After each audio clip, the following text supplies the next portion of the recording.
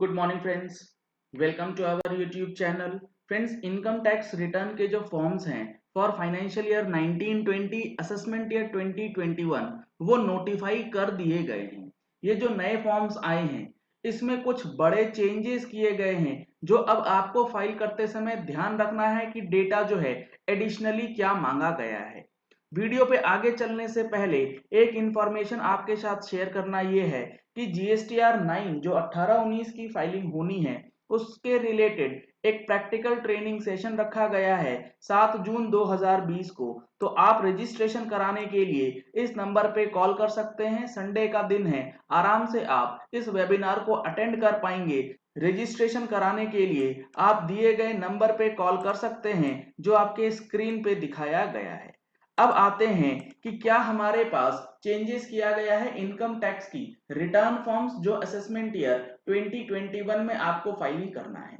सबसे पहला और मोस्ट इंपॉर्टेंट ये है कैश डिपॉजिट से रिलेटेड। जी हाँ फ्रेंड्स, अगर आपने एक स्पेसिफाइड लिमिट के ऊपर कैश जमा कराया है ड्यूरिंग द फाइनेंशियल ईयर 1920 तो आपको वो कैश जो है उसे डिस्क्लोज करना होगा इनकम टैक्स रिटर्न के अंदर। तो क्या है पूरी बात, cash deposit in current account, यानी कि आपने अगर करंट अकाउंट में कैश जमा करा है, सेविंग्स अकाउंट की बात यहाँ पे नहीं हो रही है।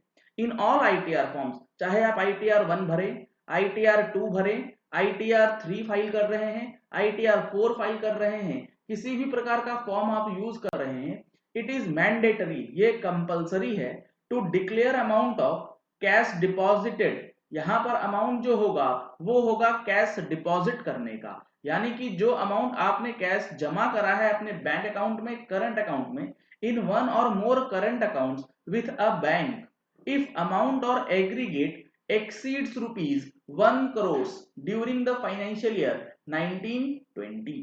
यानी कि फाइनेंशियल ईयर के अंदर अगर आपने एक या एक से ज्यादा करंट अकाउंट्स के अंदर एक बैंक में 1 करोड़ रुपए से ऊपर डिपॉजिट कर दिया है तो उस अमाउंट को अब आप इनकम टैक्स रिटर्न के किसी भी फॉर्म को सिलेक्ट कर लें, आपको वहां पे डिस्क्लोज करना मैंडेटरी किया गया है। सेविंग्स अकाउंट की बात नहीं की गई, विड्रॉल की बात नहीं की गई है। तो इस चीज का आप खास ध्यान रखेंगे अपने इनकम टैक्स रिटर्न के फॉर्म्स को फाइल करते समय। कहां पर जाएगा, क्या कॉलम्स हैं, हम लोग देखेंगे अगली वीडियोस में, जहां पर मैं आपको इनकम टैक्स रिटर्न के फॉर्म्स जो हैं उसके बारे में इंफॉर्मेशन देने वाला हूं। तो ये हो गया सबसे पहला सबसे बड़ा चेंज, 1 करोड़ से ऊपर कैश डिपॉजिट के केस में रिटर्न के अंदर अमाउंट डिस्क्लोज करना है। दूसरा है एक्सपेंडिचर ऑफ फॉरेन ट्रेवल। अगर आपने फाइनेंशियल ईयर 1920 में फॉरेन ट्रेवल के ऊपर खर्चा करा है तो आपको कुछ अमाउंट के बाद जो है एक्चुअल अमाउंट डिस्क्लोज करना है अपनी आईटीआर के अंदर। If expenditure of amount exceeding rupees 2 lakhs has been incurred on foreign travel during financial year 1920 then actual amount must be declared in the forms. यानी कि 2 लाख रुपए से ऊपर आपने अगर फॉरेन ट्रेवल के ऊपर खर्चा कर दिया है फाइनेंशियल ईयर 1920 में तो उसका एक्चुअल अमाउंट आपको आईटीआर में डिक्लेयर करना होगा। यहाँ पे एक आप एड ऑन पॉइंट ये समझ लीजिए कि इनकम टैक्स रिटर्न्स जो फाइल करने की कंडीशंस होती हैं उसमें कंडीशंस के अंदर भी चेंजेस किया गया था, जिसमें यह बताया गया था कि अगर आपका फॉरेन ट्रेवल, अगर आप उस स्पेसिफाइड लिमिट के बाहर चले जाते हैं या आपका कंजम्पशन ऑफ इलेक्ट्रिसिटी का जो एक्सपेंडिचर है वो स्पेसिफाइड लिमिट से ऊपर चला जाता है तो आप मैंडेटरी, आपके लिए रिक्वायरमेंट हो जाएगी कि आप अपनी इनकम टैक्स रिटर्न्स जो हैं उसे भरें।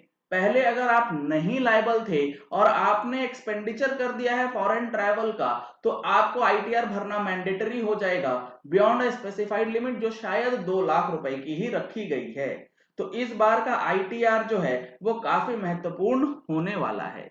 एक्सपेंडिचर ऑफ इलेक्ट्रिसिटी कंजम्पशन, जी हाँ फ्रेंड्स, इसी की मैं बात कर रहा था कि अगर आपका इलेक्ट्रिसिटी कंजम्पशन का अमाउंट 1 लाख रुपए से ऊपर चला जाता है फाइनेंशियल ईयर 1920 में तो उसका जो एक्चुअल अमाउंट है वो भी आपको अब डिस्क्लोज करना होगा इनकम टैक्स रिटर्न्स के अंदर। If electricity expenditure of amount exceeding rupees 1 lakhs is incurred during financial year 1920 actual amount has to be disclosed। यानी कि 1 लाख से ऊपर सपोज आपका 1.5 लाख का एक्चुअल अमाउंट है तो वो पूरा का पूरा अमाउंट आपको आईटीआर में डिक्लेयर करना होगा। जो नए फॉर्म्स रिलीज किए गए हैं उसके अंदर ये ऑप्शंस जो हैं वो दिया गया है। मैं आपको ये दिखा देता हूं कि कैश डिपॉजिट से रिलेटेड जो फिगर है आपको आईटीआर के अंदर कहां पे डालना है, डिटेल्ड वीडियो कमिंग डेज में आपको देखने को मिलेंगी। यहाँ पे आप देख पा रहे हैं मैंने ओपन करा है आईटीआर 1। यहाँ पे आप जैसे ही रिटर्न फाइल करने के लिए फर्स्ट पेज पे आएंगे आपसे ऑप्शन मांगा गया है have you deposited amount or aggregate of amounts exceeding ₹1 crore in one or more current accounts during the previous year. अगर आप यस करेंगे तो एक्चुअल अमाउंट जो है वो आपको डिस्क्लोज करना पड़ेगा। इसी तरीके से फॉरेन ट्रैवल के ऊपर जो एक्सपेंडिचर हुआ है उसका अमाउंट आपको इस कॉलम में एक्सपेंडिचर के रूप में डालना है। अगर आपकी इलेक्ट्रिसिटी की एग्जम्पशन 1 लाख रुपए से ऊपर है 1920 में तो आपको एक्चुअल अमाउंट जो है इस वाले कॉलम में डालना होगा। तो इसी तरीके से सारे रिटर्न फॉर्म्स के अंदर ये 3 कॉलम्स ऐड किए गए हैं जिसमें आपको सेपरेट डिटेल्स जो है वो डालना है। अगला है details of investments for claiming deductions under chapter 6A part B will be bifurcated so that the amount incurred from 1st April 2020 to 30th June 2020 is reported properly। जी हाँ फ्रेंड्स, जैसा कि आप सभी को पता है फाइनेंशियल ईयर 1920 31 मार्च 2020 को and हो गया। वो एक्सटेंड नहीं हुआ था, लेकिन जो इन्वेस्टमेंट्स या पेमेंट्स होती हैं जिसका आप डिडक्शन क्लेम कर सकते हैं under chapter 6A part B, for example NSC का पेमेंट आपने करा है, फिक्स डिपॉजिट 5 साल का कराया है, एलआईसी का पेमेंट करा है या और किसी प्रकार का कोई मेडिक्लेम इंश्योरेंस वगैरह आपने अगर लिया है और उसका पीरियड है 1 अप्रैल 2020 से लेके 30 जून 2020 यानी कि इस फाइनेंशियल ईयर के फर्स्ट क्वार्टर में आपने वो पेमेंट किया है, तो वो आपको फाइनेंशियल ईयर 1920 की जो आईटीआर है उसमें बेनिफिट दिया जाएगा। बेनिफिट लेने के लिए आईटीआर के फॉर्म्स में एक सेपरेट कॉलम बना दिया गया है कि आप हमें ये बता दें कि आपने जो ये 1/4/2020 से 30/6/2020 के अंदर पेमेंट करा है इसे आप फाइनेंशियल ईयर 1920 की आईटीआर में इंक्लूड करना चाहते हैं या फिर आप इसे फाइनेंशियल ईयर 2021 के अंदर यूज करना चाहते हैं, क्योंकि ये अब आपके ऑप्शन पे है कि इस अमाउंट को आप कौन से वाले ईयर में यूज करेंगे। अगर आपने ऑप्शन ले लिया है कि फाइनेंशियल ईयर 1920 में लेना है तो वो अमाउंट फिर आप फाइनेंशियल ईयर 2021 में इस्तेमाल नहीं कर पाएंगे। तो प्रॉपरली इस कॉलम को भी आईटीआर फॉर्म्स में इनकॉर्पोरेट कर दिया गया है। वहां पे आपको ऑप्शन भी पूछा जाता है, यस या नो आप टिक करें और अकॉर्डिंगली अपनी फाइलिंग जो है वो कर सकते हैं। Joint owners of house property cannot file ITR 1 or ITR 4 and ITR 2 or 3 must be used in such cases। जो जॉइंट ऑनर्स हैं हाउस प्रॉपर्टी के वो पहले ITR 1 और ITR 4 फाइल कर सकते थे, but financial year 1920 assessment year 2021 के लिए ये चेंज कर दिया गया है। अब आपको ITR 2 या ITR 3 ही मैंडेटरली फाइल करनी है। इनकम टैक्स रिटर्न की फाइलिंग डेट्स जो हैं वो एक्सटेंड हो चुकी हैं 31 अक्टूबर एंड 30 नवंबर रिस्पेक्टिवली तक। तो आपके पास अभी टाइम ही टाइम है, आप आराम से अपने डिटेल्स जो है वो आप रेडी कर लीजिए और अपनी इनकम टैक्स की रिटर्न्स जो हैं जल्द से जल्द फाइल कर लें।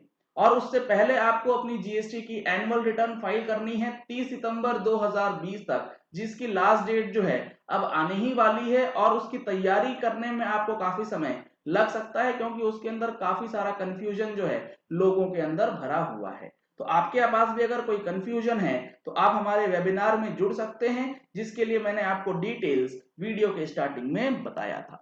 चलिए इस वीडियो को यही एंड करते हैं। आशा करते हैं कि आपको ये वीडियो पसंद आया होगा। अगर आपको ये वीडियो पसंद आया तो इस वीडियो को लाइक और शेयर करना मत भूलिएगा ताकि मैक्सिमम लोगों तक ये इंफॉर्मेशन पहुंच जाए कि आपका फाइनेंशियल ईयर 1920 से रिलेटेड जो आईटीआर है इसके अंदर क्या मेजर चेंजेस किए गए हैं जो आपको इंपैक्ट करेंगे।